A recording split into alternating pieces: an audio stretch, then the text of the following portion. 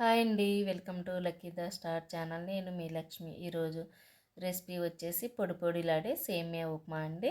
ఇప్పుడు దానికోసం ప్యాన్ పెట్టుకుందాము. ప్యాన్లో కొంచెం ఆయిల్ వేసుకుందాము. ఆయిల్ వేడయ్యాక కొంచెం పోపు గింజలు వేసుకుందాము. ఒక అరకప్పు పల్లీలు కూడా వేసుకుందాము. ఒక 20 జీడిపప్పు కూడా వేసుకుందాము. పల్లీలు జీడిపప్పు మంటని లో ఫ్లేమ్ మీద పెట్టుకొని క్రిస్పీగా వచ్చేలాగా వేయించుకుందామండి. పల్లీలు జీడిపప్పు కొంచెం ఎక్కువగానే వేసుకోండి. పల్లీలు జీడిపప్పు తినడం వల్ల హెల్త్కి చాలా మంచిది. ఇప్పుడు పల్లీలు వేగాయి కదండి. ఇప్పుడు దాంట్లోకి సన్నగా కట్ చేసుకున్న 4 పచ్చిమిర్చి ముక్కలు వేసుకుంటున్నాను.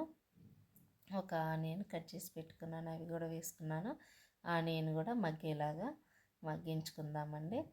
ఆనియన్ కొంచెం మగ్గాక దానిలో కొంచెం కరివేపాకు వేసుకుందాము.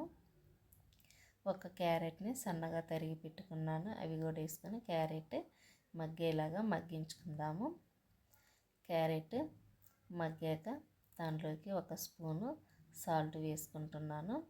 ఇప్పుడు 3 కప్పుల వాటర్ పోసుకుంటున్నానండి.